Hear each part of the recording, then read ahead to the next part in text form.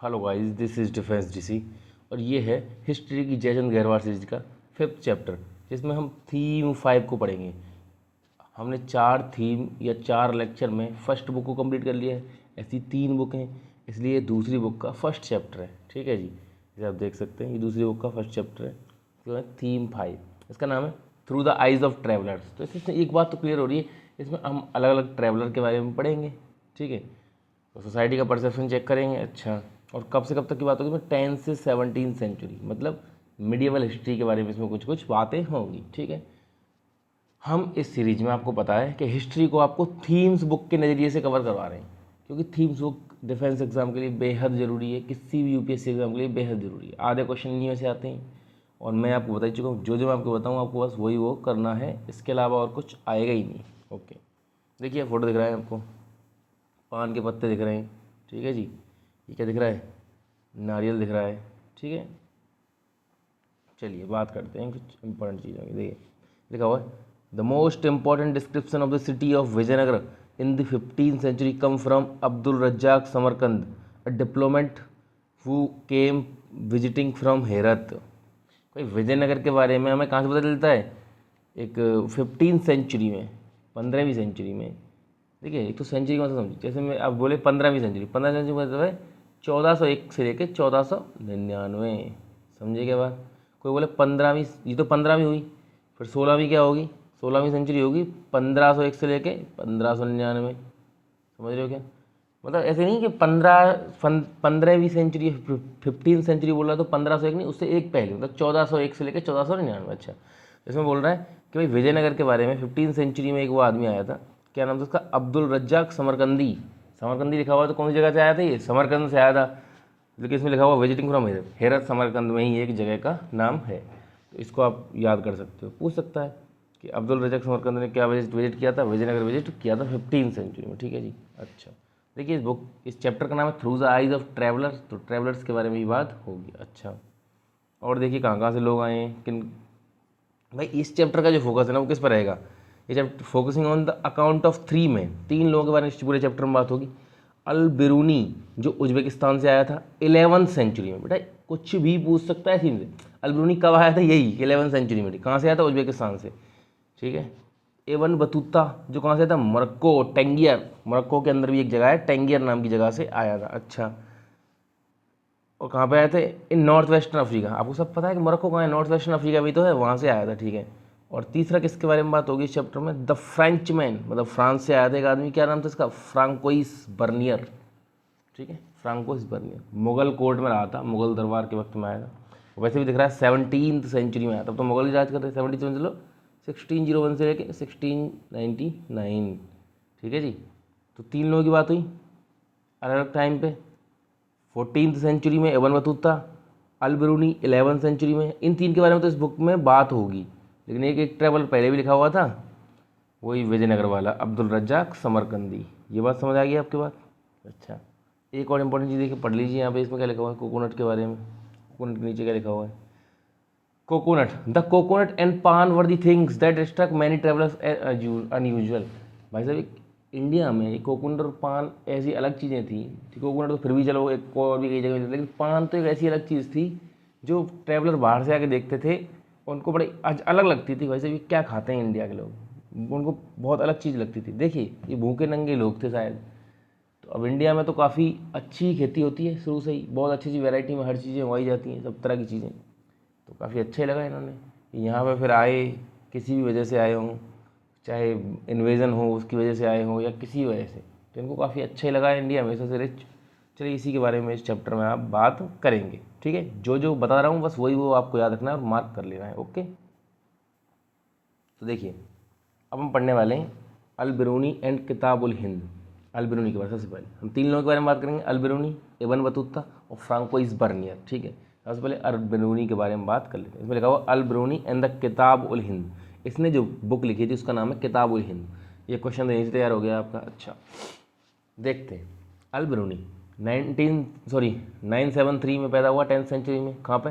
ख्वारिज़म नाम की जगह पे, उज्बेकिस्तान में, प्रेजेंट डे उज्बेकिस्तान के अंदर आती है ये। अच्छा, तो चक्कर था, ये काफ़ी अच्छा लैंग्वेज को जानता था, जैसे Syriac, Arabic, Persian, Hebrew, Sanskrit सब तरह की लैंग्वेज का जानकार है। अच्छा जी, तो एक चीज़ देखें, हिब्रू बेटा इजराइल में बोलने वाली, इजराइल के ज्यूज़ हिब्रू बोलते हैं अभी भी, मतलब हिब्रू ही बोलते हैं, उनकी लैंग्वेज है। अच्छा, देखिए होता क्या था, पुराने टाइम पे जो राजा वगैरह जो होते थे, ठीक है, वो ऐसे लोगों को, मतलब वो जहाँ कहीं पे हमला करते थे, मतलब राजाओं से मेरा मतलब है हमला करने वाले राजा कभी हिंदू राजाओं ने तो हमला किया नहीं। मैं तो मुस्लिम और क्रिश्चियंस की बात करता हूँ जब भी इन्वेजन की बात होती है। इन्हीं को चैन नहीं है शुरू से, यही दूसरी जगहों पर जाके हमला करते हैं हमेशा, चाहे क्रिश्चियन हो चाहे मुस्लिम्स राजा हों।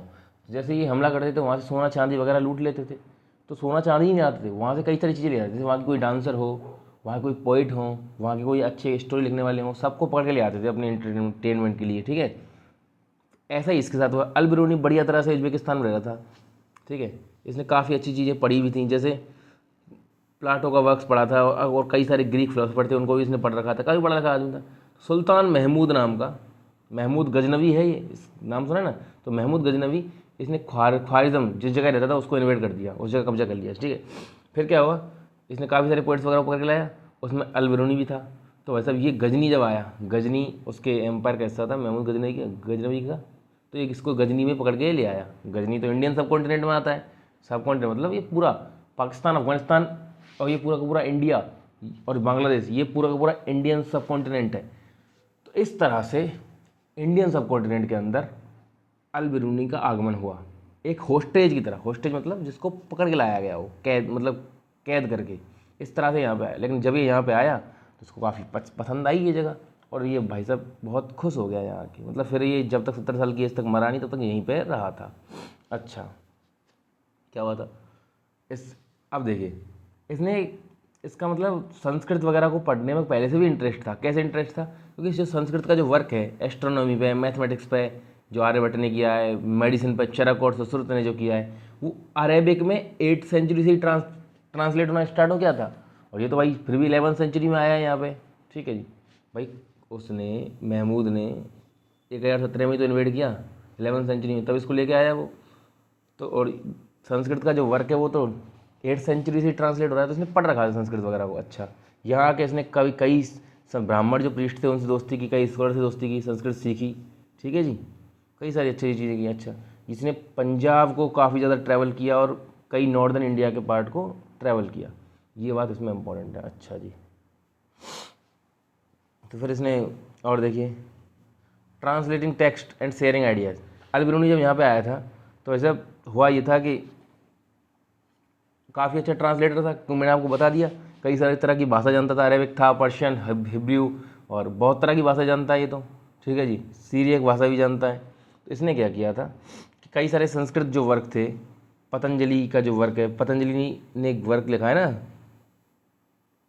ग्रामर के ऊपर, पतंजलि और पणिनि, इन्होंने जो ग्रामर, संस्कृत ग्रामर के ऊपर जो काम किया है उस सबको इसने अरेबिक में ट्रांसलेट किया। अच्छा, और इसके जो ब्राह्मण जो दोस्त थे उनके लिए इसने यूक्लिड नाम का एक ग्रीक मैथमेटिशियन है, उसके वर्क को इसने संस्कृत में भी ट्रांसफ़र किया। वो शायद जो ग्रीक भाषा को पढ़ना नहीं जानते थे, तो इसने यूक्लिड के जो वर्क को, तो देखिए इसमें तो कई तरह क्वेश्चन हो सकते हैं।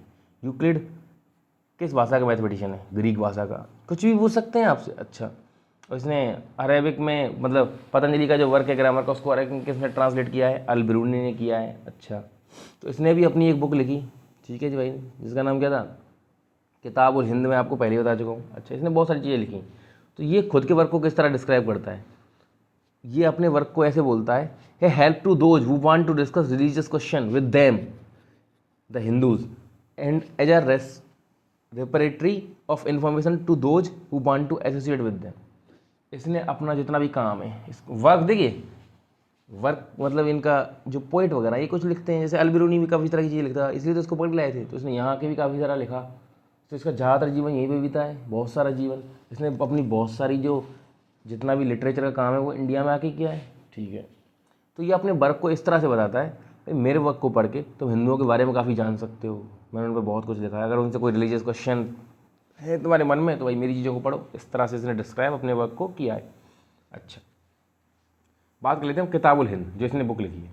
अल बिरूनी ने लिखी है, कौन सी किताब है, किताबुल हिंद। पहला क्वेश्चन है किस भाषा में लिखी है, अरेबिक में लिखी है, अरेबिक भाषा में इसने लिखी है। इसने जो बाकी की बुक का जो ट्रांसलेशन जो किया है वो भी अरेबिक में ही किया। अच्छा, अब पढ़ते हैं इसके बारे में, बुक के बारे में क्या है। Divide into 80 chapter. इस बुक में कितने चैप्टर हैं? 80 चैप्टर हैं। जैसे religion, philosophy, festival, astronomy, alchemy, ठीक है, और सुनो, manner, custom, social life, weight and measure, iconography, laws and metrology. Metrology होती है साइंस ऑफ मेजरमेंट। अच्छा, आज मतलब इतना सब कुछ इसने लिखा है। अच्छा, और सुनिए, ही, एक सेकंड, इसमें तो कुछ इंपॉर्टेंट है नहीं। हाँ, ही intended his work for the people living along the frontier of सब कॉन्टिनेंट। उसने अपने वर्क को उन लोगों के लिए लिखा जो सब कॉन्टिनेंट के कोनों पे जो रह रहे थे, जो जानना चाह रहे थे इस पूरे सब कॉन्टिनेंट के बारे में। इसने तो काफ़ी अच्छा इस तरह से जाना यहाँ रह के। तो वैसे ये काफ़ी फेमिलियर था किससे? संस्कृत के ट्रांसलेशन को लेके, पाली भाषा और प्राकृत भाषाओं के टेक्स्ट को लेके, अरेबिक में संस्कृत, पाली और प्राकृत।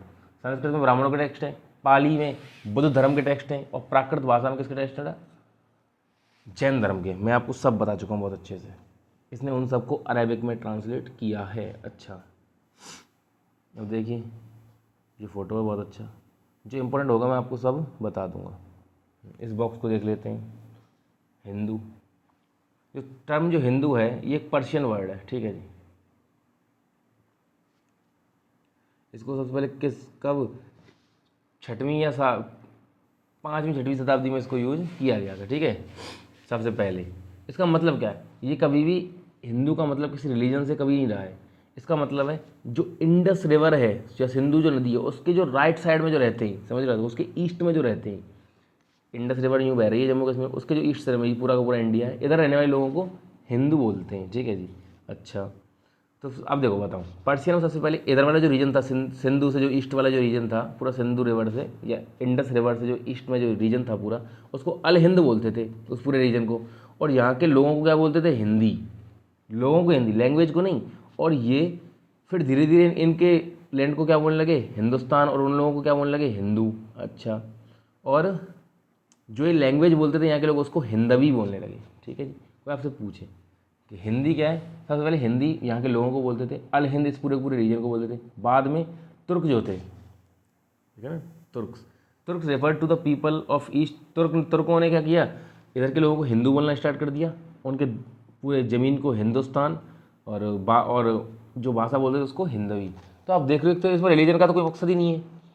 लेकिन मतलब ये है कि इधर रहने वाले ज़्यादातर लोग इनके इन्वेजन से पहले सब एक ही तरह के उनके कल्चर थे, तो पूरे पूरे लोग हिंदू ही थे इनके आने से पहले। ऐसा इस तरह से हम समझ सकते हैं, ठीक है। और आगे देखते हैं, जैसे एबन बतूता रेहला, हमने कहा था 3 लोगों के बारे में बात करूँगी, अल-बिरूनी, एबन बतूता और फ्रांकोइस बर्नियर, ठीक है जी।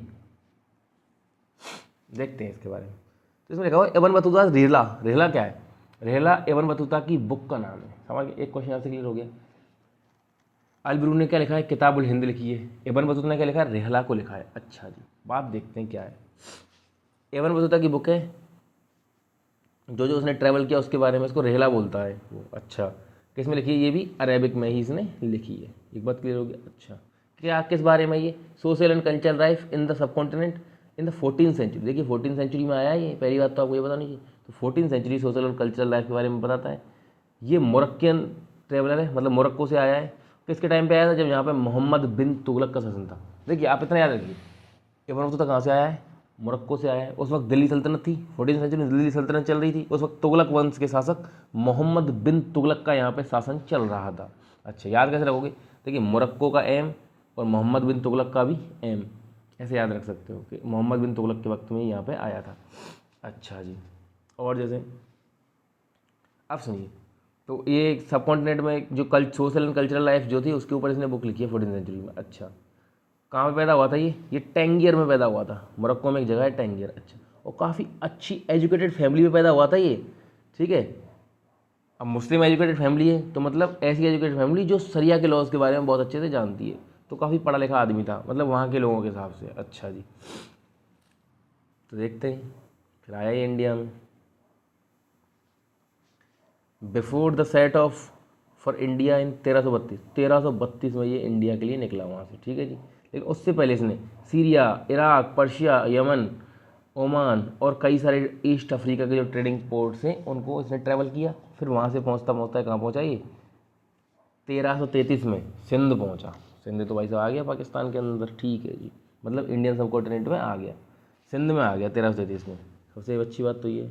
अच्छा, he had heard about Muhammad bin Tughlaq sultan of Delhi, उसने सुल्तान ऑफ दिल्ली के बारे में सुन रखा था पहले से ही। अच्छा, जो सुल्तान था वो इम्प्रेस हो गया किससे, इसकी स्कॉलरशिप से, और इसको अपॉइंट कर दिया क्या, काजी या जज। सुल्तान ने इसको जज बना दिया। देखिए जो अंडरलाइन कर रहा हूँ आपको रट लेना है, ये समझ लीजिए, बहुत इंपॉर्टेंट है, यहीं से आ सकता है क्या। अच्छा, फिर क्या हुआ, कुछ दिनों तक जज रहा, फिर सुल्तान का इससे भरोसा उठ गया और कुछ इनके बीच में मिसअंडरस्टैंडिंग हो गई और सुल्तान ने इसको बंदी बना दिया। देख रहे हो तुम, ये मुस्लिम राजाओं का खेल ही है। मतलब अभी थोड़ी देर पहले इतना अच्छा लग रहा है वो कि उसको काजी बना दिया, वहाँ का जज बना दिया दिल्ली का, ठीक है जी, थोड़ी देर में कुछ साल में कोई ऐसा भरोसा उठा कि उसे जेल में ही पटक दिया। अच्छा, अब सुनना तुम्हें लग रहा होगा इसमें कौन सी बड़ी बात है, कोई कोई प्रीस्ट पंडित भी कोई ऐसे धोखेबाज निकल सकता है, बिल्कुल निकल सकता है। तो देखिए अभी आगे कुछ समय के बाद इनकी जो मिसअंडरस्टैंडिंग है वो क्लियर हो गई दोबारा से, बताओ ये, फिर दोबारा से इसको काजी बना दिया, ठीक है। फिर सुल्तान ने इसको अपनी इंपीरियल सर्विस पे दोबारा से रख लिया। इंपीरियल मतलब होता है शाही, अपनी शाही जो सेवा है उस पर दोबारा से रख लिया। अब तुम बताओ, ऐसे कोई ऐसे प्रीस्ट वगैरह से नाराज होता है क्या, मतलब कि जेल में ही पटक दिया। तो आप समझ रहे हो मतलब कि ये जितने भी मुस्लिम रूलर रहे हैं, इनके पोएट वगैरह कभी इनकी बुराई कर सकते हैं अपनी लिटरेचर में, थोड़ी थोड़ी बात उनको जेल में पटक देते हैं, फिर उनको तारीफ ही करनी पड़ती होगी, आप समझ सकते हो इससे। अच्छा, जैसे अमीर खुसरो था अलाउद्दीन खिलजी के वक्त में, वो काफ़ी तारीफ करता है उसकी, किस तरह का वो बहादुर है खिलजी ये वो, जबकि क्या बहादुर है, मतलब चलिए छोड़िए उस सब के ऊपर मैं जा नहीं रहा हूँ।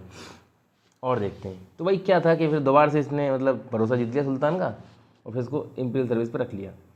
फिर मोहम्मद बिन तुगलक ने इसको 1342 में क्या बोला कि तू चाइना जा, कहाँ, मंगोल रूलर के पास, मेरा एनवॉय बन के, एनवॉय होता है दूत, खुद का इसने एक तरह से एक एम्बेसडर बना के भेजा इसके पास, मंगोल रूलर, मंगोलिया के, चाइना का हिस्सा है, चाइना के ऊपर की तरफ, तो उधर की तरफ जाना है। तो मंगोल रूलर का जो रूल चल रहा था उस वक्त चाइना में चल रहा था, तो इसने उधर भेजा, ठीक है जी। तो देखते हैं कि क्या क्या हुआ, निकला वहाँ के लिए। तो ये मालाबार कोस्ट से होकर निकला, ठीक है जी, वहाँ से कहाँ पहुँचा, ये मालदीव। देखिए आपको पता है न्यू इंडिया है नीचे से, इधर की तरफ केरला में मालाबार कोस्ट है, नीचे की तरफ मालदीव है, मालदीव पहुँचा। और मालदीव में क्या कहा रहा था, 18 महीने के लिए मालदीव में भी काजी रहा था, ये काजी मतलब वही जज बन के। फिर कहाँ पहुँचा, ये श्रीलंका पहुँच गया, ठीक है जी,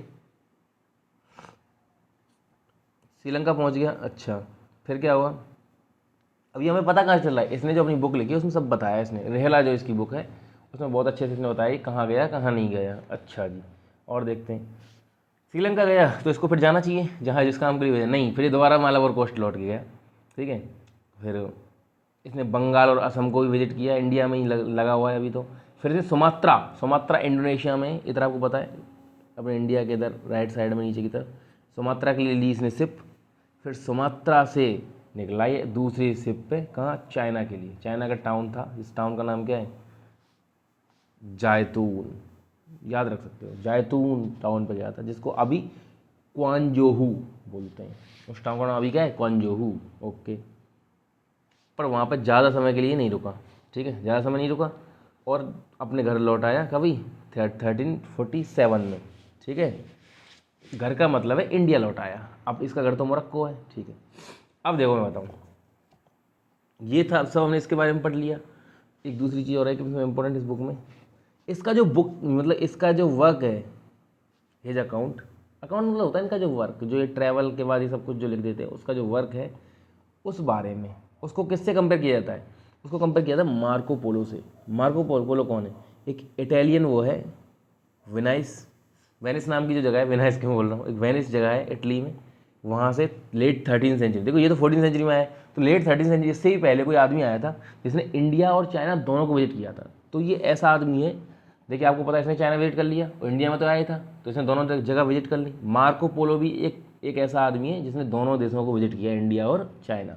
तो कंपेयर करके देखते हैं, सेम टाइम पे ये लेट 13 सेंचुरी में आया है और वो 14 सेंचुरी में आया है, तो काफ़ी सिमिलरिटी है दोनों में। तो आप समझ सकते हो मार्को पोलो कहाँ से आया, इटली से, वेनिस से, जिसने इंडिया और चाइना को विजिट किया है। तो अगर आपसे पूछे कि इनमें से कौन, जैसे क्वेश्चन बन सकता है, कौन से दो ट्रैवलर हैं जिन्होंने इंडिया और चाइना दोनों को विजिट किया है, तो मार्को पोलो ने भी किया है, इब्न बतूता ने भी किया है। अच्छा जी, और देखिए एक बॉक्स रह गया ऊपर की तरफ, इसमें भी देख लेते हैं क्या लिखा है।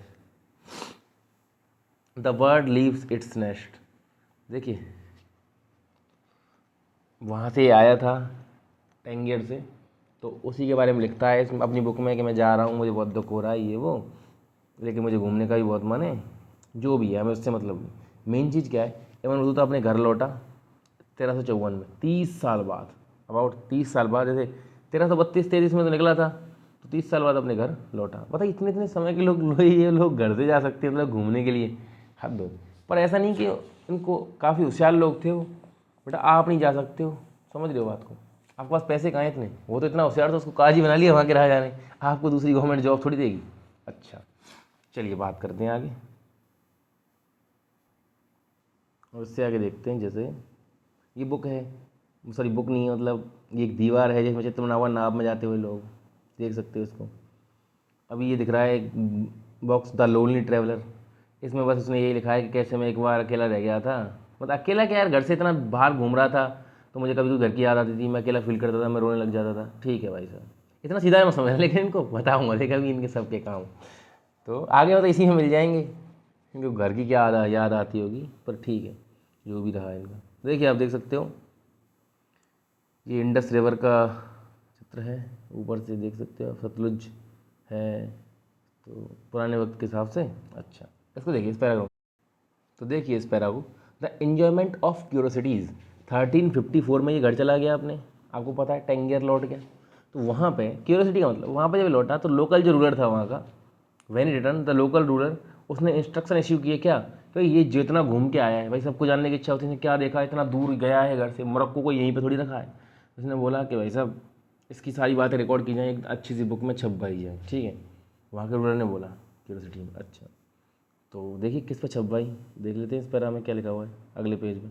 एजुकेशन एंड एंटरटेनमेंट, इस पूरे इसमें तो कुछ है नहीं, बताता है कि बस लोकल रूलर ने बोल दिया कि भाई इब्न बतूता जो बोलता है उसको छाप दो। तो देखिए इसको जो जो याद रहा है इसने छपवाया। तो वहाँ का एक आदमी था, इसका नाम क्या है, इब्न जुजाई, ठीक है, इब्न जुजाई। इब्न जुजाई ने जो जो इब्न बतूता ने बोला वो सब कुछ लिखा था, तो इस आदमी ने लिखा था राजा के कहने पे, ठीक है। इतना समझ आ गया आपके, और देखते हैं। In the foot stop of Ibn Battuta, Ibn Battuta की फुट स्टेप का मतलब है इसके पीछे से और भी कई सारे लोग घूमने आए थे। तो देखते हैं, इन द सेंचुरी बिटवीन 1400 से 1800 visitors to India wrote a number of travelogue in Persian. मतलब 14 सेंचुरी में भाई आया है, ठीक है। 14 सेंचुरी के बाद से ये 400 साल के बीच में बहुत सारे लोग आए हैं इंडिया को घूमने, ठीक है। और इसी वक्त में इंडियन विजिटर भी सेंट्रल एशिया में गए हैं खूब घूमने के लिए, ठीक है। ईरान में गए हैं, ऑटोमन एम्पायर को भी उन्होंने देखा है, इंडिया से भी कई सारे लोग देखे हैं। तो ये फुट स्टॉप ऑफ अल बिरूनी हो गया ना। अच्छा एंड इब्न बतूता, तो अल बिरूनी और इब्न बतूता के फुट स्टेप को देखते हुए बहुत सारे लोगों ने विजिट किया। जैसे हमने अब्दुल रज्जाक समरकंदी की बात की थी, आया था हिरत से, समरकंद से, कहाँ पे 15 सेंचुरी में, तो 1440 में ये आया, ठीक है। और सुनिए, इसने साउथ इंडिया मतलब विजयनगर को विजिट किया था, मैं सब आपको बता ही चुका हूँ। और एक और आदमी है महमूद वाली वल्खी, देखिए नाम याद रखिए इसका, महमूद वाली वल्खी था, इंडिया में आया था 1620 में, ठीक है। और शेख वालिद हसन ये भी आया था 1740 में। देखिए इसमें कई सारे लोगों के बारे में बात हुई है, मतलब वो तीन तो लोग हैं ही हैं जिनके बारे में इस चैप्टर में बात हो रही है, उनको तो आप याद रख ही लोगे किसने कौन सी बुक लिखी, लेकिन जिनके नाम कभी कभी आते हैं, जैसे अब्दुल रजाक समरकंदी 1440 में आया, मतलब 15 सेंचुरी में। अच्छा जी, महमूद वाली बल्कि 17 सेंचुरी 1620 में, 1620 वाले जो डेकेड था उसमें, ठीक है। शेख अलीज हसन, ठीक है, ये भी तो है 1740 में, 18 सेंचुरी में, इन इंडिया को विजिट किया है। अच्छा तो आप देख सकते हैं एक तरह से।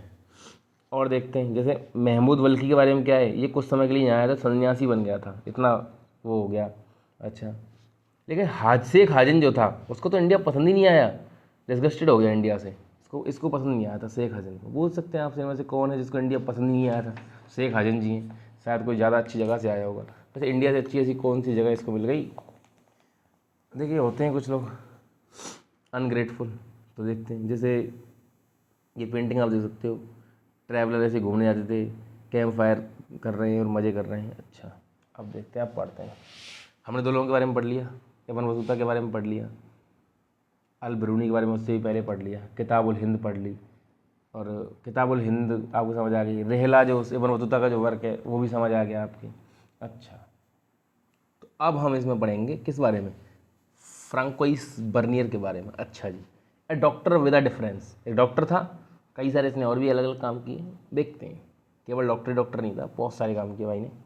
देखिए ये पोर्टुगीज़ था, ठीक है, फ्रांस से आया था, ठीक है, और मतलब पोर्टुगीज़ है, ठीक है, और 1500 में, अच्छा सॉरी पोर्टुगीज़ नहीं था ये, लाइन को पढ़िए, मैं भी कुछ भी बोलता हूँ बिना पढ़े। अच्छा, once the Portuguese arrive in India about 1500 के वक्त में पोर्टुगीज आ गए थे। पोर्टुगीज आए थे कि नहीं थे? वास्को दी गामा 1498, तो इंडिया के लिए रूट मिल गया था, ठीक है, तो काफ़ी सारे लोग यहाँ से आने लगे। अच्छा, तो ऐसे काफ़ी सारे यूरोपियन भी आने लगे थे इंडिया में 1400-1500 के बाद से, 1500 के बाद से बेसिकली मतलब जो वास्को द गामा था उसने रूट खोज लिया एकदम बढ़िया वाला, तब से आने लगे। तो ऐसे कई सारे लोग हैं, जैसे जेस्यूट रोबर्टो नोबिली, ये आदमी है, ठीक है जी, ये भी आया। इसने क्या किया है, इसने इंडियन टेक्स्ट को यूरोपियन लैंग्वेज में ट्रांसलेट किया है, ये ठीक है जी। अच्छा, और देखिए और कौन आया है, और भी पोर्टुगीज़, ये पोर्टुगीज़ राइटर है सब, ठीक है। इसका नाम है दुआर्टे बारबोसा, ठीक है जी। इसने भी इंडिया के ट्रेड एंड सोसाइटी के बारे में, साउथ इंडिया की ट्रेड एंड सोसाइटी के बारे में लिखा है, ठीक है जी। बाद में सबसे पहले तो पोर्टुगीज ट्रेवलर आए यहाँ पे, देखिए सबसे बड़ी बात है, वास्को द गामा ने जहाँ पर रूट खोजा वो पोर्टुगीज़ था, तो पोर्टुगीज़ ट्रेवलर ही तो आएंगे इंडिया में, बहुत सारे आने लगे। लेकिन बाद में 1600 के बाद, उसके 100 साल के बाद डच, इंग्लिश, फ्रेंच ट्रेवलर भी इंडिया में आने लग गए। अच्छा, ये तो आपको पता है 17वीं सेंचुरी में आया है भाई, जिसके बारे में अब आगे पढ़ने वाले हैं। अच्छा, जैसे और भी कई चीज़ों को देख लेते हैं, जैसे एक फ्रेंच ज्वेलर है, इसका नाम क्या है, जीन बापित्से टेवर्नियर, ठीक है, ये इंडिया में आया 6 बार, इसको प्रेम ही हो गया इंडिया से, ये समझ लीजिए आप, समझ रहे हो बात को। जीन वापस से इसको इंडिया बहुत पसंद आया था, तो 6 बार इसने इंडिया को विजिट किया था। और जैसे बताऊँ आपको,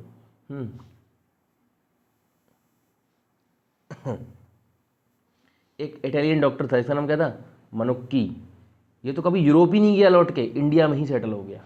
इटालियन डॉक्टर है, मनुक्की नाम है, ठीक है। एक इटालियन ट्रैवलर के बारे में हमने पहले ही पढ़ा अभी, मार्को पोलो, जिसको कंपेयर किया जाता है किससे, इब्न बतूता से, क्योंकि उसने चाइना और इंडिया दोनों को विजिट किया है। मैं कह रहा हूँ जो बता दे रहा हूँ ना उसको रट लीजिए बेटा। तो अभी आपने क्या देखा, 15 सेंचुरी में, सॉरी 16 सेंचुरी में कुछ लोग आए 1500 के बाद, जेस्यूट रॉबर्टो निकोली, फिर ये सब आए, डुआर्टे बारबोसा, फिर बाद में 1600 के बाद काफ़ी तरह के लोग आने लगे, जैसे फ्रांस से भी लोग आने लगे। सबसे पहले तो पोर्तुगीज़ आए थे, फिर फ्रेंच आने लगे, जैसे ये था, फिर मनुक्की भी आया था, वो तो गया ही नहीं। तो आप देख सकते हो कि जो जीन वापस से टावरनियर है उसने तो 6 बार इंडिया को विजिट किया, कितना अच्छा लगता होगा इनको इंडिया। अच्छा, चलो देखते हैं, फिर अब बात करते हैं जो अपना मेन आदमी है, फ्रांकोइस बर्नियर। देखिए जो आपको बताया कुछ भी फालतू नहीं है, कहीं कुछ भी पूछा जा सकता है आपसे। अच्छा, तो वैसे इंडिया में ये 12 साल रहा, कितने दिन साल रहा, 12 ईयर, ठीक है। कब से, 1656 से लेकर 1668, ठीक है जी। क्या काम करते थे यहाँ पे, यहाँ के जो मुगल जो कोर्ट था उसमें रहता था ये। शाहजहाँ का एक बेटा था जिसका नाम था दारा शिकोह, उसका फिजिशियन था ये।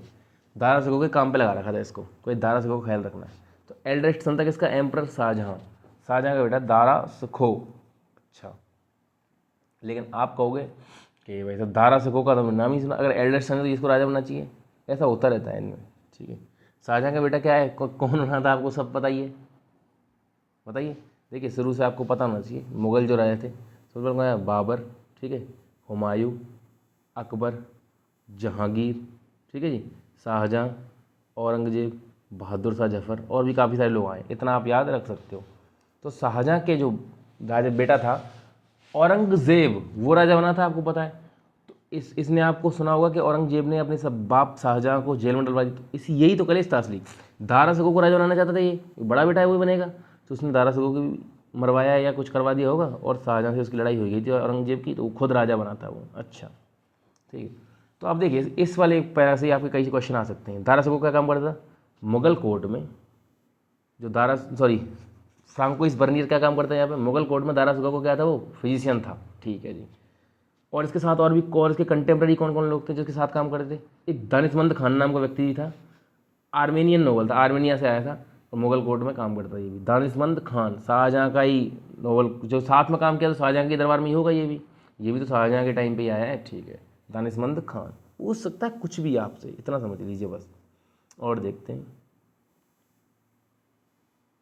देखो कंपेयरिंग ईस्ट एंड वेस्ट, इसने हमेशा इंडिया को यूरोप से कंपेयर किया, इसके जितने भी सारे काम हैं इस काम मैं जब भी मैं बोलता हूँ इसके काम, तो एक ट्रैवलर का काम क्या होगा आपको समझ आना चाहिए कि मैं उसके लिटरेचर की बात कर रहा हूँ। इसका जितना भी लिटरेचर है उसमें इसने इंडिया को हमेशा वेस्ट मतलब यूरोप से ही कंपेयर किया है, ये बात आपके दिमाग में होनी चाहिए। अच्छा, तो इसमें लिखा हुआ है he dedicated his major writing to Louis 14। तो उस वक्त फ्रांस का किंग था, इसका नाम क्या था, लुई 15। उसने अपनी सारी सारी राइटिंग उनके लिए लिखी थी, जैसे मैं आपके लिए लिख रहा हूँ ये सब, मैं इंडिया में घूम रहा हूँ। उसने कई सारी चीज़ें इंडिया के बारे में लिखी हैं जिनके बारे में हम आगे पढ़ेंगे। इसने असली में इन मुग़ल रूलर इनका असली चेहरा दिखाया है, कितना बेकार बताया इसने अपने इसमें, इसके बारे में हम आगे आपको बताएंगे। अच्छा, देखते हैं इस यूरोपियन ने क्या किया। इसने travelling with the Mughal army, कि मुग़ल आर्मी जाती थी, कितने बड़े बड़े वो जाते थे, मतलब ये भी वहाँ का काम करता था, उनका अफसर था एक तरह से मुग़ल आर्मी में। तो इस मुग़ल आर्मी में नहीं, मतलब मुग़ल कोर्ट में अफसर तो था ही, ये डॉक्टर था, तो इसको भी काफ़ी सम्मान मिलता था, काफ़ी घोड़े हाथी से ज़्यादा था, उसी के बारे में इसने बताया है। क्वेश्चन नहीं आएगा यहाँ से, ठीक है। एक सेकेंड,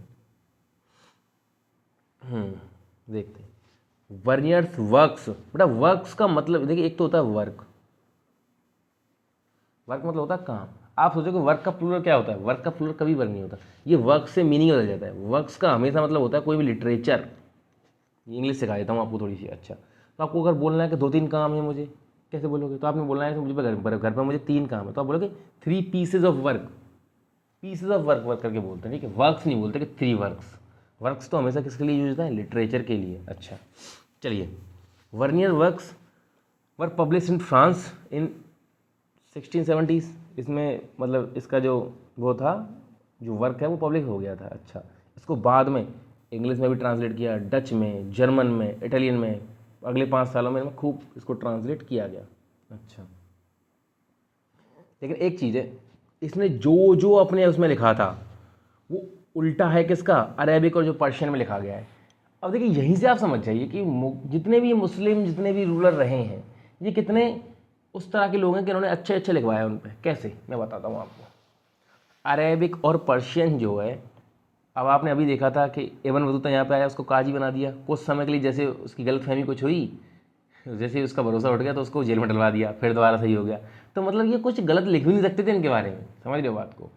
अब ये यूरोप से आया होगा, तो मुझे लगता है शायद मुगल रूलर को यूरोपियन लैंग्वेज पढ़ना ही नहीं आता होगा, इसने खूब अच्छे से लिखा है। और वैसे भी इसने अपनी सारी जो वर्क है, इसका लिटरेचर है, वो वहाँ के रूलर के लिए लिखा है, मतलब जो इनका फ्रांस का जो रूलर था लुई 14, तो इसने काफ़ी अच्छे से इनको डिस्क्राइब किया है। इसलिए इस तो इसमें क्या लिखा हुआ है, इसका जो पूरा का पूरा वर्क है, this was in marked contrast to Arabic and Persian. जो भी पर्शियन और अरेबिक में लोगों ने लिखा है उसका उल्टा पाया जाता है। ये सब चीज़ें आपको एनसीईआरटी बताएंगे नहीं, क्योंकि एनसीईआरटी तो बहुत ही हिंदू फोबिक है शुरू से ही। तो ये तो मैं आपको बता रहा हूँ कि इस वजह से ही ये उल्टा मिलता है, इसने एकदम सच्चाई लिखी है, ठीक है। तो इसलिए अरेबिक और पर्शियन में जो भी लिखा गया है, जो भी वर्क है लिटरेचर के, जो बाकी के पोइट्स ने लिखे हैं, उनका उल्टा ही मिलता है इसके अकाउंट में, जो भी इसने लिखा है। अच्छा, देखते हैं और कहीं, जैसे इस बॉक्स को भी थोड़ा देख लेते हैं क्या लिखा हुआ है। The creation and circular of the ideas about India. India के बारे में बहुत सारे लोगों ने अपने आइडिया लिखे हैं, जैसे लेटर इन 1750 इंडियंस लाइक, एक तो इंडियंस वो कब से बन गई है, पहले उस पर यहाँ पर रहने लग गए थे, फिर तो इंडियंस हो गए। Indians like Sheikh Itisamuddin and Mirza Abu Talib, ठीक है। देखिए मैं अगर कुछ गलत प्रोनाउंस कर देता हूँ तो कोई दिक्कत नहीं। इन्होंने यूरोप को विजिट किया और अब इस इमेज को क्या किया था, कन्फ्रंट किया था। जो इसने इमेज बना दी थी इंडिया की, फ्रांकोइस बर्नियर ने, इसने कन्फ्रंट किया। इसने इमेज क्या बनाया, इसने सच सच बोल दिया मुगल रूलर्स के बारे में कि कितने अत्याचारी हैं, किस तरह के लोग हैं। अभी देखिए आगे आपको पता चलेगा क्या बताता है ये इंडिया के बारे में। फिर बाद में जब इंडियंस ने उसको यूरोप को विजिट किया तो इन्होंने बोला कि नहीं नहीं इंडिया ऐसा नहीं है, बहुत बढ़िया हो रहा है ये वो जो भी है, ठीक है जी। पर देखिए एक चीज़ है, आपने एक चीज़ पढ़ ली, अरेबिक और पर्शियन में जो वर्क है उसको क्या किया था इसने, उसका उल्टा ही लिखा है। मतलब आप आज के वक्त में जब हम पढ़ के देखते हैं तब हमको मिलता है, उस वक्त तो इतना पढ़ ही नहीं पाते लोग, ठीक है, किसका क्या वर्क है, आज के वक्त में मिलता है। तो आज हम कंपेयर कर पाते हैं कि अरेबिक और पर्शियन में जो इंडिया की जो वो मिलती है इमेज, उसका उल्टा लिखा है इसने। अच्छा, अरेबिक और जो पर्शियन था वो मैन्यूस्क्रिप्ट में लिखे गए थे, जो पब्लिश ही नहीं हुए थे 1800 से पहले। अरेबिक और पर्शियन में जितना वर्क है वो सब मैन्यूस्क्रिप्ट मतलब हाथ से लिखा हुआ है, वो 1800 के बाद ही पब्लिश होना स्टार्ट हुआ है। लेकिन इसका जो वर्क है वो 1670s में क्या हुआ था, वहाँ पर पब्लिश हो गया था। फिर उसको प्रिंट भी हुआ, यूरोप में काफ़ी पहले प्रिंटिंग मशीन आ गई थी, ठीक है। और देखिए जैसे अब इसने जो इमेज बनाई उसके बारे में आगे बात होगी धीरे धीरे। ये हमको तो तीनों के बारे में बात करनी है, अल बिरूनी के बारे में, फिर इब्न बतूता के बारे में और फ्रांकोइस बर्नियर के बारे में। अच्छा देखते हैं जैसे ये आर्टिकल है इसके बारे में, making sense of an alien word Al Biruni and the Sanskritic tradition.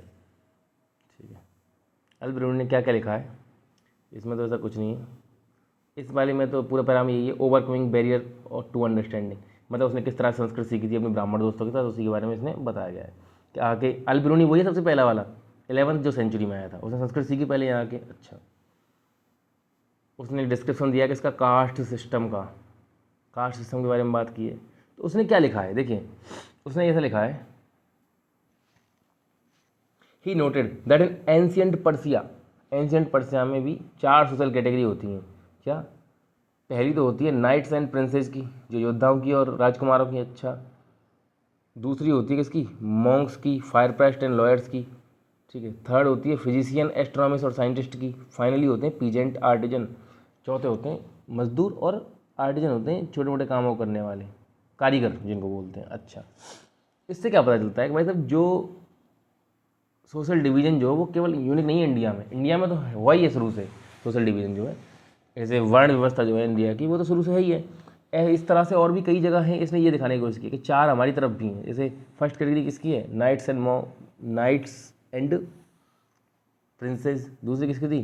Fire priest and lawyer. तीसरी फिजिशियन, एस्ट्रोनॉमर एंड साइंटिस्ट। और चौथी पीजेंट एंड आर्टिजन। थोड़ी अलग है इंडिया से, लेकिन है, मतलब ये बताना चाह रहा है कि और भी जगह ऐसे सोशल डिवीज़न बने हुए हैं पर्शिया में भी। ठीक है, एंशियंट पर्शिया की बात कर रहे हैं। एंशियंट पर्शिया वही है, पर्शिया ईरान का ही पुराना नाम है, ये समझ लीजिए आप। अच्छा, फिर बाद में इसको ईरान कर दिया इन्होंने, मुस्लिम रूलर्स ने। ठीक है, फिर से संस्कृत को सीखा था। तो ये पैराग्राफ किस बारे में? A language with an enormous range. Sanskrit की काफ़ी तारीफ की है कि बहुत ही बड़ी लैंग्वेज है, काफ़ी लंबी चौड़ी ग्रामर है, सीखने में बहुत दिक्कत आती है। अच्छा, फिर इसने सीखा लेकिन बहुत अच्छे से। गॉड नोज बेस्ट, ये कहानी कोई मतलब ये इंपॉर्टेंट तो नहीं है, जैसे ऊपर वाला पैरा नहीं बताया मैंने आपको। देखिए, आपको लग रहा होगा, जैसे मैं आपको एक बात बताना चाह रहा हूँ, कभी कभी मैं आपको दिखता होगा पूरा का पूरा पैरा छोड़ देता हूँ। ठीक है, तो आपको ऐसा बिल्कुल भी सोचने की जरूरत नहीं, मैंने पढ़ा नहीं है वो। एक एक वर्ड को बहुत डिटेल में मैंने पढ़ा है, चिंता मत करिए। कोई भी अगर ऐसा मुझे लगेगा ना, इतना सा भी अगर उसमें से क्वेश्चन आ सकता है, तो बिल्कुल आप चिंता मत करिए, मैं बता दूंगा। जो बता रहा हूँ उसी में से क्वेश्चन है। जैसे गॉड नोज वेस्ट है, इसमें से क्या क्वेश्चन पूछेगा? इसने तो वैसे ही लिखा है, क्या लिखा है मतलब आपको पता है कि इंडिया में पूजा वूजा होती है मूर्तियों की। तो हुआ क्या था कि एक लकड़ी की मूर्ति की पूजा हो रही थी एक जगह। अब इसने किसी से पूछा कि मूर्ति कितनी पुरानी, क्या है मतलब इस मूर्ति में ऐसा खास। तो होता है वहाँ पर एक आदमी ने क्या कहा, जो भी वहाँ का पुजारी था, कि भाई साहब ये 2,16,432 साल पुरानी है। तो अलविन ने पूछा, उसने सिंपल सी बात, उसने पता क्या लिखा है इसके बारे में, उसने कुछ ऐसा वो नहीं किया, कुछ गलत वलत नहीं बोला। अलविन ने अच्छा ही लिखा है इंडिया के बारे में बहुत कुछ। अच्छा, इसने क्या बोला अलविन ने? अलविन बोलता है भाई साहब कि यार एक लकड़ी की कोई स्टैचू है जो मिट्टी में पड़ा हुआ है, जो थोड़ी गीली वीली भी हो जाती कभी, इसने सर्वाइव कैसे किया है 2,16,000 साल तक। और फिर इसे लिख देता है अपने लिखने के बाद, गॉड नो जस्ट, भाई भगवान जाने, अल्लाह जाने कैसे बची हुई है। तो आप समझ सकते हो कि बड़ा चढ़ा के बोलना तो आदत है थोड़ा इंडियंस की। तो बोल दिया होगा इससे 2,16,000 साल पुरानी है, उसके बारे में से थोड़ा सा लिख दिया है। अच्छा, द सिस्टम ऑफ वर्णाज, इसने अल बिरूनी ने, देखिए अल बिरूनी की बात कर रहे हैं हम। आपने देखा होगा कि हमने तीनों के बारे में धीरे धीरे बात की। अल बिरूनी के बारे में पढ़ा, उज्बेकिस्तान से आया, ख्वाजम नाम की जगह से। अच्छा, इब्न बतूता टैंगियर मोरक्को से आया, वो भाई साहब फ्रेंचमैन फ्रांस से आया था।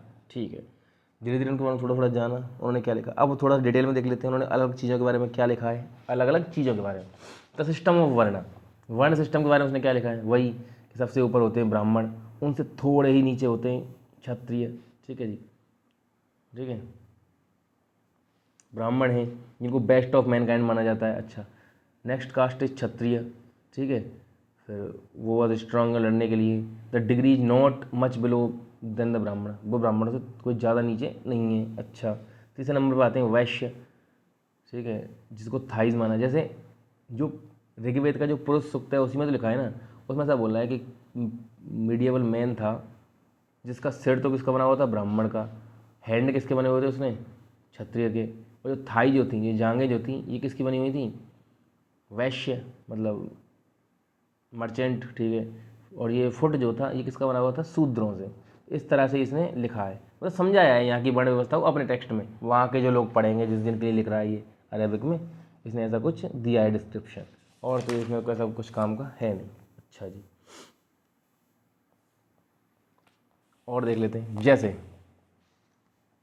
अब आ गया इब्न बतूता के बारे में। अल बिरूनी देख लिया, इब्न बतूता के बारे में भी देख ही लेते हैं कि भाई साहब ये क्या कहना चाह रहा है। तो देखिए इब्न बतूता बोलता है कई सारी चीज़ों के बारे में। मैंने आपको बताया कि इनको कोकोनट और पान अजीब ही लगता था। अब मोरक्को में इसके साथ मिला नहीं होगा कभी कोकोनट एंड पान, तो इसने बोला कि कोकोनट और पान को two kind of plant that were completely unfamiliar to his audience. इसकी जो ऑडियंस थी वो मोरक्को के लिए थी। इसने अपना सारा वर्क वहीं के लिए तो लिखा है। लोकल रूरल ने जो बुक लिखवाई थी इसकी, रेहला नाम जिसकी बुक का है। अच्छा, तो आप समझ गए। अच्छा रेहला, ठीक है, हमने पढ़ लिया ना इसकी बुक का नाम क्या था, रेहला। अच्छा, आपको ये याद है कि लोकल रूरल ने इसका सारा रिकॉर्ड करवाने के लिए जिस आदमी का को रखा था, अभी उसका नाम पढ़ा हमने थोड़ी देर पहले, किस आदमी से इसका सारा काम लिखवाया था, क्या नाम है उसका, कमेंट में बताइए बेटा किसी को याद रहा हो तो। उसका नाम यही था, A1 से इसका शुरू होता है, A1 से उसका शुरू होता है, ठीक है। याद करिए और कमेंट करिए। अच्छा, तो देखते हैं कोकोनट एंड पान के बारे में। इसने इसने लिखा है nuts like a man's head. नारियल के बारे में लिखता है कोकोनट के बारे में कि बिल्कुल आदमी के सिर के बराबर बड़ा होता है भाई साहब।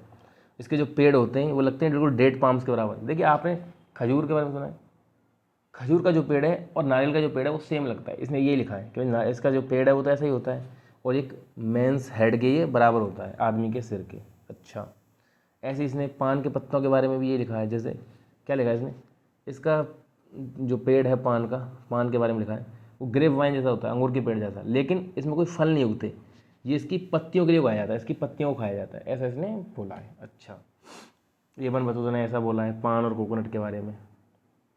Okay, Ibn Battuta in Indian cities, Muhammad bin Tughluq के टाइम पे आया है। आपको याद होगा कि तुगलक वंश के एक शासक ने अपनी कैपिटल को दौलताबाद में शिफ्ट किया था। महाराष्ट्र के अंदर एक सिटी है दौलताबाद, ठीक है। तो काफ़ी अच्छी पॉपुलर सिटी थी, दिल्ली भी और दौलताबाद भी। तो इसने भी इंडियन सिटीज़ के बारे में बताया है कि दिल्ली क्या बताइए इसने, एक बहुत ही बड़ी सिटी थी, इसमें बहुत ज़्यादा पॉपुलेशन थी, लार्जेस्ट थी इंडिया में। और दौलताबाद जो महाराष्ट्र में थी वो भी no less and easily rivalled with Delhi in size, वो भी काफ़ी बड़ी थी। अच्छा, आप बात बताऊँ, दिल्ली को पहले ये दहली पढ़ते थे, जैसे हम लिखते हैं DELHI, लिखते हैं DEHLI, दिल्ली और दहली। तो पुराने समय में क्या लिखता था, दिखते थे दिल्ली को दहली। तो दहली के बारे में क्या क्या लिखा है, ठीक है, वो देखते हैं। इसने बोला है कि भाई साहब इसकी जो दीवार थी, उसकी जो चौड़ाई थी ना, ब्रेड थी, वो 11 क्यूबिट के बराबर थी।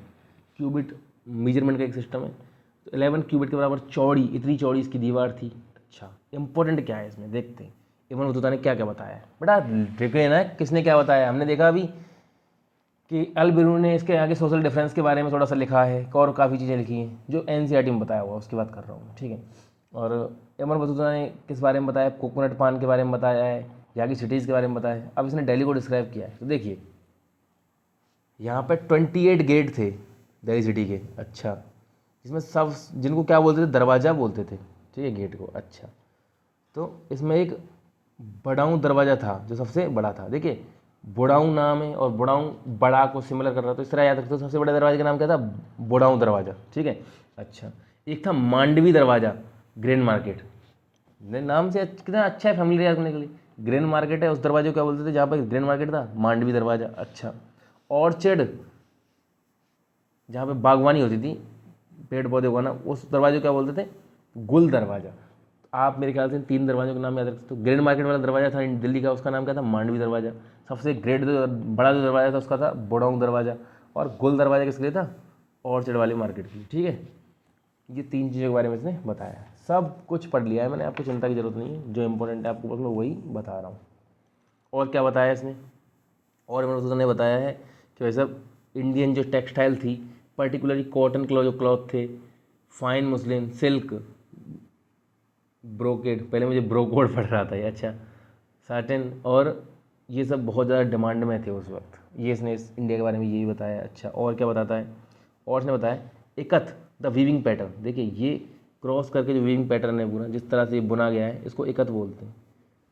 उस वक्त के बारे में एक दिख रहा है, ठीक है, काफ़ी फेमस था ये पूरे सब कॉन्टिनेंट में।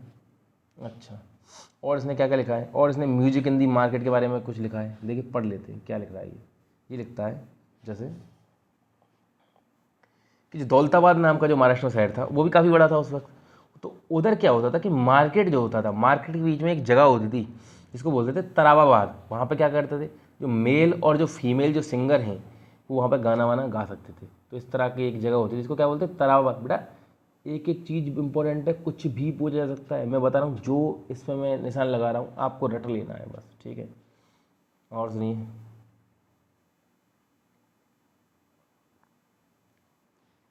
इसने यहाँ के पोस्ट कम्युनिकेशन के सिस्टम के बारे में बताया है। जो पोस्टल सिस्टम था वो बहुत एफिशिएंट था, ठीक है। कैसे, जो बताऊँ, पोस्टल सिस्टम जो था इतना एफिशिएंट था कि 50 दिन लगते थे कहाँ से, दिल्ली से सिंध तक कोई न्यूज़ पहुँचने में। लेकिन जो राजा के जो स्पाई थे, स्पाई मतलब जासूस, वो तो 5 दिन में ये काम कर देते थे। अच्छा, ये कम्युनिकेशन के रास्ते थे उस वक्त, ये सब बताया गया। अच्छा देखते हैं इसने क्या बताया अपन बतूता ने, कि 2 तरह के पोस्टल सिस्टम थे यहाँ पे। एक तो हॉर्स पोस्ट थी, एक फुट पोस्ट थी। हॉर्स पोस्ट को क्या बोलते थे, उलुक, और फुट पोस्ट को क्या बोलते थे, दवा। बेटा ये इतनी इंपॉर्टेंट चीज़ है आपको पता नहीं। मतलब ये जो बुक है सेकंड वाली, इसमें मतलब फर्स्ट बुक में थोड़ा याद करने का काम कम है, इसमें थोड़ा ज़्यादा है। तो एक तो एक 2 तरह के पोस्ट सिस्टम थे, उलुक और दवा। उलुक हॉर्स पोस्ट है, इसमें रॉयल हॉर्सेज को इस्तेमाल किया जाता है कि पे हर 4 माइल पे एक स्टेशन बना दिया जाता है। अच्छा, फुट पोस्ट में क्या करते हैं, हर माइल, एक ही माइल पे 3 स्टेशन होते हैं एक माइल के अंदर, जिसको दवा बोलते हैं, ठीक है। ये इसमें इंपॉर्टेंट है। अच्छा, लेकिन आपको यकीन नहीं होगा, जो फुट पोस्ट थी वो फास्ट थी किससे, हॉर्स पोस्ट से, ठीक है जी। और काफ़ी सारी चीज़ों में इसका यूज होता था, फूड को ट्रांसफ़र करने के लिए, इस सब काम के लिए। और तो इसमें कुछ है नहीं। मतलब जो हॉर्स पोस्ट थी उसमें क्या होता था, एक आदमी हॉर्स पर चला जाता था, उसके हाथ में एक रॉड होती थी जिसमें वो आग जल रही होती थी, वो धुआंधार चला जा रहा है, वो अगले 4 माइल के बाद दूसरे को ट्रांसफ़र कर देगा मैसेज को, फिर लेके जाएगा। समझ गया ना आप, इस तरह से। अच्छा, अ स्ट्रेंज नेशन, इस बॉक्स को पढ़ लेते हैं क्या है इस बॉक्स में। मैं बताया था ना 15 सेंचुरी में विजयनगर को विजिट किया था अब्दुल रज्जाक समरकंदी ने। तो ये अब्दुल रज्जाक के बारे में है। ये जब आया था ना इंडिया, ये कालीकट में आया था। कालीकट कहाँ पे है, जिसको अभी प्रेजेंट डे में क्या बोलते हैं, खोजिकोडे, कलकत्ता के अंदर है। सॉरी कलकत्ता नहीं, केरला। अपना जो वेस्टर्न जो कोस्ट है, इसमें जो केरला है, इसमें एक पोर्ट था पुराने टाइम पे बहुत इंपॉर्टेंट, कालीकट। खोजिकोडे नाम की जगह बोलते हैं अभी इसमें। अच्छा, केरला में, ठीक है, जो उसको काफ़ी पॉपुलर था। सबसे पहले वहाँ पे आया था, उसी पोर्ट के रास्ते, नाव से आया था होगा, ठीक है जी। और फिर इंडिया में आया ये भाई साहब। इंडिया की सिटी मतलब केरला में ही है शायद, मंगलोर को इसने विजिट किया। मुझे याद नहीं है पक्का कि मंगलोर मेरे ख्याल से केरला में ही है, ठीक है, केरला में ही होनी चाहिए। मंगलोर को इसने विजिट किया। इसने क्या देखा कि भाई साहब बहुत सारे टेम्पल बने हुए हैं लाइन से, बहुत सारे टेम्पल। तो इसने इंडिया को बोला था स्ट्रेंज नेशन, कि भाई साहब ये तो अलग ही है कुछ, यहाँ तो इतने सारे, मतलब उसने लाइन से बने हुए मंदिर देखे थे ना, बहुत सारे मंदिर। तो इसने फिर इंडिया को एक स्ट्रेंज नेशन बोला था। तो बोल सकते हैं स्ट्रेंज नेशन किसने बोला, अब्दुल रज्जाक समरकंदी ने। इसने वैसे विजयनगर को विजिट किया था, विजयनगर के बारे में इसने लिखा है। अभी तो इंपॉर्टेंट बस नहीं है कि जैसे ये मंदिर वंदिर इसने देखे तो काफ़ी वो हो गया, ये इम्प्रेस ही हो गया, ये समझ लो आप। अच्छा, और देखते हैं जैसे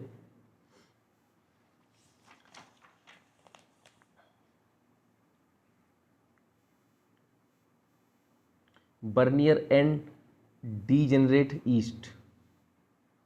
अब इसको देखते हैं क्या मतलब है इसका। बर्नियर जो है, मैंने आपको हमेशा बताया कि उसने हमेशा से, बर्नियर ने, अब देखिए मुगल एम्पायर के अंदर वो रहा है शुरू से, ठीक है, उसने बहुत ही डिटेल में इसकी ऑब्जर्वेशन दी हैं। He constantly compared Mughal India with contemporary Europe. उसने यूरोप से हमेशा कंपेयर किया है, अपने जहाँ से वो आया था वहाँ से। The question of land ownership, अब तो मैं बताता हूँ, देखिए इसने मुगल के बारे में क्या लिखा है। इसने बोला है कि वैसे अब किसके बारे में बात हो रही है, बर्नियर के बारे में। देखिए हमने धीरे धीरे हमने सबके बारे में पढ़ा है, आपने एक चीज़ देखी होगी क्या, हमने सबसे पहले वो देखा एबन बतूत, सॉरी अर्ल बरूनी के बारे में बताया, सोशल डिफरेंस के बारे में। फिर एबन बतूता ने काफ़ी कुछ बताया सिटीज़ के बारे में, कोकोनट एंड पान, पोस्ट सिस्टम क्या था, काफ़ी सारी चीज़ें उसने बता दी। अच्छा, अब बात करें बर्नियर की, फ्रांकोइस बर्नियर। उसने हमेशा से ईस्ट और वेस्ट को कंपेयर किया, ये हमने कई बार मैं आपसे बोल चुका हूँ। अच्छा, तो लैंड ओनरशिप की इसने बात की। इसने बोला था कि one of the fundamental difference जो था मुगल इंडिया में और यूरोप में, वो था लैक ऑफ प्राइवेट प्रॉपर्टी। किसी के पास प्राइवेट प्रॉपर्टी नहीं थी, सब कुछ राजा ने अपने पास रखा हुआ था, ऐसा बोला है इसने, ऐसा इसने बोला है, ठीक है। अच्छा, इस वजह से बहुत दुखी थे यहाँ के लोग, एकदम भिखारी बने हुए थे। भिखारी बोला है इसने लिटरली, इंडियन लोगों को ऐसा बोला है कि यहाँ के जो राजा हैं वो भिखारियों का राजा है, इसने एक भी प्रॉपर्टी यहाँ पे छोड़ी नहीं है। अब देखिए कई तरह से इसके उसको इंटरफेयर किया जाता है इसकी चीज़ों को। बोल सकते हैं कि शायद इसके वक्त में जो राजा था इसका लुई 14 कोशिश कर रहा हो उस वक्त ज़मीन को हथियाने की, तो डराने के लिए इसने लिख दिया हो कि देखिए इंडिया में राजा ने ज़मीन हथिया ली है और वहाँ पे इतना प्रोडक्शन नहीं होता और इसलिए वहाँ के लोग बहुत दुखी हैं, यहाँ के लोग भी दुखी हो जाएंगे, कुछ नहीं है, तुम जैसे इंडिया का राजा भिखारियों का राजा इसने बोला है द किंग ऑफ बेगर्स, ऐसे तुम भी बन जाओगे, शायद डराने के लिए लिख दिया हो, या ज़्यादातर चांस ऐसी बात कि इसने सच भी लिखा है।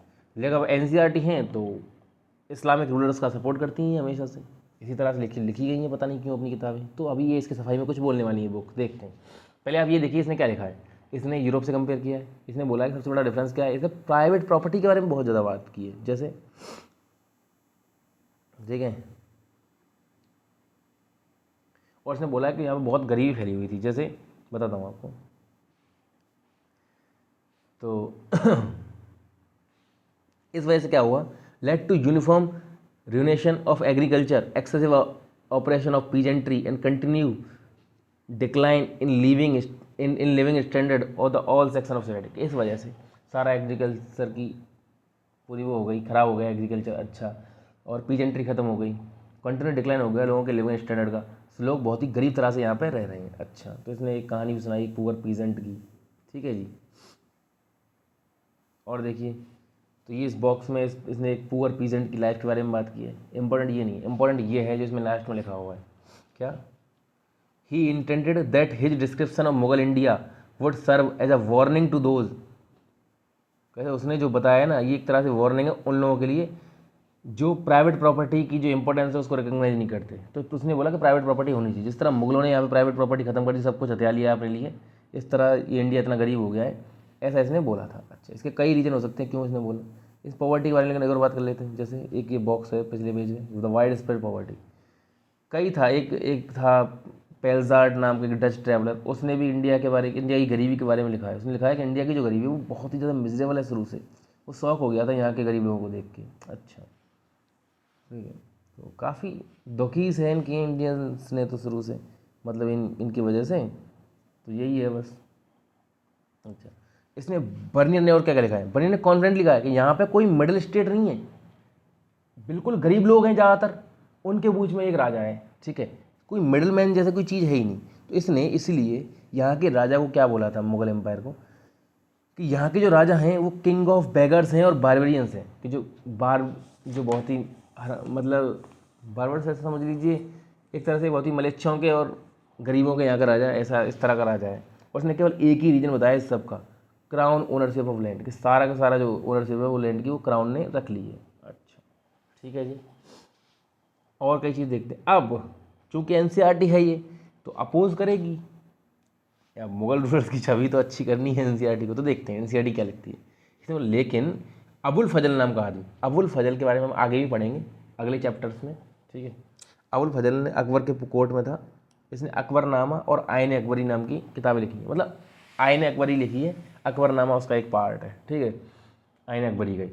अबुल फजल ने लिखा है उसके बारे में। तो अबुल फजल ने क्या लिखा है भाई साहब, 16वीं सेंचुरी में, अकबर के टाइम पर 16वीं सेंचुरी थी उस वक्त तो। अच्छा, इसने लिखा है कि ऐसा कुछ नहीं है, सबके पास अपनी अपनी ज़मीनें, और अकबर जो वो टैक्स लेता है रिन्यूमरेशन ऑफ सोवरेनिटी, मतलब सबको जो हम आज़ाद रखे हुए हैं, उसने बोला है कि हम यहाँ पर राज करके इसको स्वतंत्र रख रहे हैं पूरे मुगल इंडिया के अंदर, यहाँ के लोगों को, जिससे कोई बाहर का आके हमला ना करे, उसके लिए हम टैक्स लेते हैं लैंड का बस। तो इस तरह से अब देखिए बर्नियर ने उसको किसी और तरह से वो किया इंटरफेयर, ये किसी और तरह से बता रहा है। अब जो भी सच हो कुछ भी हो सकता है, ठीक है। और वो मुगल्स को हमेशा क्या बोलता था, बारबेरियन बोलता था, ठीक है। कैसे, ये बहुत ही आक्रामक किस्म के लोग हैं, लूटपाट मचाते रहते हैं। बारबेरियन का मतलब यही होता है यार एक तरह से देखा जाए तो। अच्छा, तो इसने बोला किंग ऑफ डेजर्ट्स, रेगिस्तान का राजा है, किंग ऑफ बेगर्स और किंग ऑफ बारबेरियंस। अच्छा, कुछ नहीं है यहाँ पे। उसने बोला कि मैं खुद भी इन्हीं को रिप्रेजेंट करता हूँ, मतलब उन्हीं के कोर्ट में ड्यूटी करता था। तो उसने बोला कि यार मैं खुद भी यहीं पे मुझे काम करना पड़ रहा है, ऐसा ऐसा इसने बोला है।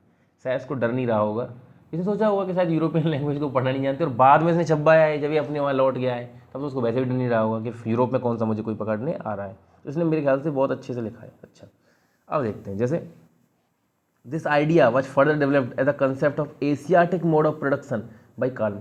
फिर कार्ल मार्क्स ने भी इस बारे में बात की है।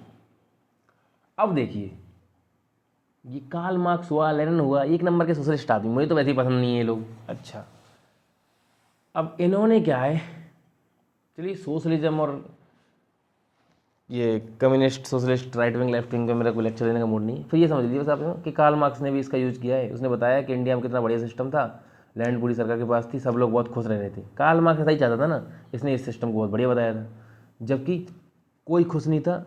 तो ये इस एनसीईआरटी में लिखा है कि जो ये पिक्चर थी, जो कार्ल मार्क्स बोलता है कि जो रियल पिक्चर थी रूरल सोसाइटी की, वो फार फ्रॉम ट्रू थी, जो इसमें लिखी है इन्होंने, वो बहुत ज़्यादा गरीब थे। इसके बारे में एनसीईआरटी ने बहुत अच्छे से आगे जाके बात की है। ये सब छोड़िए, क्वेश्चन वहीं तक आएगा जो मैंने आपको बता दिया। अच्छा, एक चीज़ इंपॉर्टेंट रह गई यहाँ पे, जैसे एक फ्रेंच फिलोसफर था, इसका नाम क्या है, मॉन्टेक्यू, ठीक है। इसने क्या किया, this account to used this account to develop the idea of oriental despotism. Despotism होता है जब एक राजा एक निरंकुश हो जाता है ना, बहुत ही सब कुछ अपनी मर्जी से करने लगता है। तो एक फ्रेंच फिलोसफर ने, इसके जो वर्क है पूरा वर्नियर का, जिसमें इसने लिखा है कि वैसे बिल्कुल प्राइवेट प्रॉपर्टी नहीं थी, सब कुछ राजा ने खुद हथिया लिया था, अपने हाथ में रखा हुआ था, इस वजह से सब इतना सब कुछ लोग गरीब हो गए थे। तो इसने ओरिएंटल डेस्पोटिज्म के बारे में कुछ लिखा होगा इस आदमी ने, मॉन्टेक्यू ने, फ्रेंच फिलोसफर था, उसने इसका यूज किया है। तो बस इसमें ऐसा कुछ नहीं है, बस यही है कि उसके वर्क का यूज करके बताया इसने ओरिएंटल डेस्पोटिज्म के बारे में। उसका एग्जाम्पल इसने मुगल इंडिया को दिया है, इस तरह के निरंकुश यहाँ के राजा थे। अच्छा, ए मोर कॉम्प्लेक्स सोशल सोसाइटी। देखिए, हमने एवन वसुता के उससे नजरिए से भी पढ़ा सब कुछ। अच्छा, उससे पहले अल्ब्रूनो के नजरिए से भी पढ़ा। अब सोशल सोसाइटी के बारे में ये क्या बताता है, बर्नियर, इसके बारे में देख लेते हैं, ठीक है। Bernier at the same time क्या क्या बोलता है, he considered that vast quantities of world precious metal flowed into India as manufactured were exported in exchange of gold। यहाँ के जो आर्टिजन थे बहुत अच्छे अच्छे सामान बनाते थे, तो बाहर से बहुत ही सोना चांदी के बदले में बेचते थे। तो इसने बोला था कि इंडिया में इतना सोना चांदी आता है सच में कि तुम लोग यकीन नहीं करोगे, ऐसा इसने इंडिया के बारे में बोला था। अच्छा, ठीक है। और देखिए चम्मच दिख रही है आपको, इस सोने की किस तरह से बारीकी से काम हुआ है, इसको मैं आप पास से दिखाऊँ आपको, कितना बारीकी से इसके ऊपर काम हुआ है, बहुत अच्छे से। तो ये इसको दिखाती है कि जो डेक्सटेरिटी थी जो मुग़ल आर्टिजन्स की, किस तरह से एकदम आलीशान चीज़ें बनाते थे। अच्छा, देखिए इस चीज़ को मैं पढ़ने वाला हूँ अभी। ये बॉक्स है किस बारे में, a different socio economic scenario. Bernier ने कुछ बोला है एग्रीकल्चर और क्राफ्ट प्रोडक्शन के ऊपर, ठीक है। उसने बोला है कि बंगाल के बारे में, कि भाई साहब बंगाल का कुछ अलग ही सिस्टम चल रहा था पूरे इंडिया से। क्या सिस्टम चल रहा है बताता है वो। बंगाल जो था कि बंगाल ने इजिप्ट को भी सरपास कर दिया था। किस चीज़ में, केवल राइस कॉर्न के प्रोडक्शन में ही नहीं, और भी कई सारी चीज़ों में। जैसे इन्होंने बोला था कि यहाँ का जो लैंड था वो एक्सट्रीमली फर्टाइल था, इसने ऐसा लिखा है बंगाल के बारे में, है ना। तो बंगाल के बारे में कुछ अलग ही बताता है ये। जैसे तो ये देखिए आप, मैंने आपको बता दिया। इसने मुगल इंडिया के बारे में तो ये लिखा कि यहाँ के लोग बहुत गरीब थे ये सब। इसने बोला कि बंगाल में कुछ अलग था, बंगाल के लोग बहुत ज़्यादा एक्सट्रीम फर्टाइल यहाँ के लैंड थे, ठीक है, बहुत कुछ उगाते थे। कई सारी चीज़ें इजिप्ट में भी नहीं उगती, जैसे सिल्क, कॉटन, इंडिगो। तो यहाँ के जो लोग थे वो काफ़ी ज़्यादा पैसे वाले थे, इसने ऐसा बोला है। तो बंगाल का, इसलिए तो इस बॉक्स का पूरे का नाम है the different social economic scenario. उसके हिसाब से कई ये पूरा बॉक्स है बंगाल के बारे में। उसने बंगाल को काफ़ी अमीर बताया है कि बंगाली जो लोग थे वो काफ़ी अमीर थे उसके वक्त में, ठीक है। ये है। वैसे आपको जानकारी बता दूं, आज वक्त में इंडिया का सबसे गरीब जो स्टेट है वो बंगाल ही है। ओके, ठीक है। और इसने कई सारी चीज़ों के बारे में लिखा है, जैसे इम्पीरियल कारखाना के बारे में लिखा है। शाही कारखाना किस तरह के होते थे मुगल में, कि बहुत सारे हॉल होते थे, इनमें बहुत सारी दुकानें होती थी, वर्कशॉप होती थी, जिसमें बहुत सारी लेबर काम करती थी सुबह से शाम तक, धुआंधार, छोटी सी तनख्वाह के लिए। ये सब इसने बोला है। अच्छा, और क्या बोला है, और इसने बोला है जैसे in fact during the 17th century about 15% of the population lived in town. बस एक चीज़ देख रहे हो आप कि 17th सेंचुरी में 15% जो पॉपुलेशन थी वो कहाँ रहती थी, टाउन के अंदर रहती थी उस वक्त। अच्छा, लेकिन इस सब के बावजूद बर्नियर इन टाउन्स को बोला था कैंप टाउन। मतलब कि कैंप टाउन मतलब होता है, बहुत ही उसने गलत तरीके से पिक्चर प्रेजेंट की है। मतलब वही दिखाया है कि ये सब जो मुगलों की जो व्यवस्था है काफ़ी तरह की खराब व्यवस्था है। तो आप देख सकते हो कि बर्नियर मुगल सिटीज़ को क्या बोलता था, कैंप टाउन बोलता था। आप तो इतना याद रखिए, ये क्वेश्चन आपसे आ सकता है। अच्छा, आपने देख लिया होगा कि फ्रैंकोइस बर्नियर ने काफ़ी इसी तरह से दिखाया है पूरे मुगल एम्पायर को कि इन्होंने लोगों को बहुत गरीब बना दिया है। अच्छा, इसका क्या इसमें रीज़न होता है, लैक ऑफ प्राइवेट प्रॉपर्टी। अच्छा,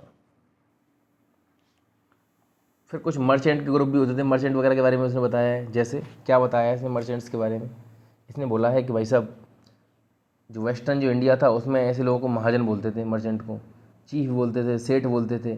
और कई सेंटर जैसे अहमदाबाद, वहाँ पे इनको नगर सेठ भी बोला जाता था। अच्छा जी, ठीक है। ऐसी भी उसने और भी कई तरह के ग्रुपों के बारे में बताया। जैसे कुछ लोग होते थे फिजिशियन होते थे, जिनको हकीम या वैद्य बोलते हैं। टीचर्स होते थे जिनको पंडित या मुल्ला बोलते थे, ऐसा उसने बोला है अपने उसमें। अच्छा, जो वकील होते थे उनको, सॉरी लॉयर जो होते थे उनको वकील बोलते थे यहाँ पे। अच्छा, painter, architect, musician, calligrapher, calligrapher होते हैं जो अच्छे से लिखते हैं, ठीक है, जो एकदम स्टाइल में लिखते हैं, बहुत ही कैलीग्राफर होते हैं वो। अच्छा, तो जिन लोगों ने हमारा पॉलिटी का पूरा कोर्स देख रखा है फ्री वाला, मुझे बताइए इंडियन कॉन्स्टिट्यूशन की कैलीग्राफी, इंग्लिश कैलीग्राफी किसने की है, ये आपको बताना है। अच्छा, हिंदी और इंग्लिश दोनों का कमेंट सेक्शन में आपको नाम लिखना है। चलिए देखते हैं। तो ये सब आपने देख लिया, काफ़ी कुछ इन्होंने बताया है, लेकिन बात कर लेते हैं वुमन के बारे में। औरतों के क्या हाल चाल थे, स्लेव, सती एंड लेबरर। ठीक है, अब वुमन के बारे में किसी ने बात नहीं की तीनों में से। अब धीरे धीरे बताते हैं तीनों के तीनों ने क्या क्या बताया है वुमेन्स के बारे में। देखिए, अल बिरून ने तो कुछ नहीं लिखा, वो तो सीधा सा आदमी था, पकड़ के लाए थे उसे यहाँ पे। इब्न बतूता को देखिए, इब्न बतूता आया था, मोहम्मद बिन तुगलक था यहाँ पे, तो वो बोलता है कि मैंने राजा को खुश करने के लिए घोड़े खरीदे, कैमल खरीदे, कुछ स्लेव खरीदे थे सुल्तान को गिफ्ट करने के लिए, जिनमें लड़कियाँ भी होती थी लड़के भी होते थे।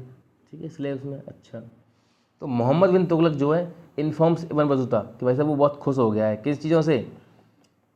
उसने ऐसा ही लिखा था कि भाई साहब जो आपने 100,000 मतलब 1 लाख जो टंका मुझे भेजे और 200 जो आपने स्लेब मुझे भेजे, उनसे मैं बहुत खुश हो गया हूँ। तो कुल मिलाकर उसका दिल जीतने के लिए उसके मतलब ऐसा था कि पुराने वक्त में मुस्लिम राजाओं का ये सीन रहा है। आप आगे जाके पढ़ोगे कि चाहे मुगल हो चाहे दिल्ली सल्तनत के राजा हों, कि जब कोई मिलने आता था तो इनको कुछ ना कुछ देता था खुश करने के लिए, बड़ा गिफ्ट होना चाहिए। तो एक बार क्या हुआ था, आगे किस्सा है बहुत अच्छा। एक अंग्रेज आया था यूरोप से मिलने मुगल कोर्ट में। उसने क्या है, देना होता है कुछ ना कुछ, उसने एक अपनी अंगूठी दे दी थी उतार के। वो 500-600 उसकी कीमत थी। राजा गुस्सा होगा, उसने लौटा दी थी और उसने एक काम और कर दिया, उसने जिनको जैसे उनको सजदा दिया जाता है झुक के, ऐसा नहीं किया था उस अंग्रेज ने। वो बहुत नॉर्मल से आया था, उसने कुर्सी और मांग ली थी बैठने के लिए। तो ये एक किस्सा है ना। तो देखिए, तो मैंने अब बता दिया, इसने एक स्लेव को खरीदा था, तो इससे क्या पता चलता है कि उस वक्त स्लेवरी बहुत ज़्यादा फेमस थी, मतलब स्लेव मार्केट में खरीदे जा सकते थे, आप ये सोचिए। ठीक है, तो इसने ऐसा बोला है कि वैसे स्लेव जो था बहुत सस्ते थे यहाँ इंडिया में, ऐसा इसने बोला है एबन बतूता ने कि लोग अगर, इसने फिर चाइल्ड सती के बारे में लिखा है, स्लेव वुमन। ठीक है, तो ये सब काफ़ी अच्छी तरह से इसने बोला है। जैसे मैं बताऊँ, सामान कैरी करने के लिए, एक सेकंड, ऐसा कोई काम का है नहीं इसमें, काम की जो चीज़ थी मैंने बता दिया आपको कि अहमद ने स्लेव खरीद के उसको दिए थे। इससे ये पता चल गया कि वहाँ पर स्लेवरी बहुत ज़्यादा क्या थी, फेमस थी। और तो ये चैप्टर हो जाता है आपका यहीं पे ख़त्म। इस इमेज को आप देख सकते हो, बहुत अच्छी इमेज है। Sculpted panel of Mathura depicting travellers, कि देखिए ट्रैवलर किस तरह ट्रैवल करते हैं, इस घोड़ा बग्गी में जा रहे हैं, ऐसा कहीं पे मिला है पत्थर पे छपा हुआ। अच्छा, देखिए ये टाइमलाइन देखना बहुत ज़रूरी होता है, काफ़ी क्वेश्चन यहाँ से आ जाते हैं डायरेक्ट। जैसे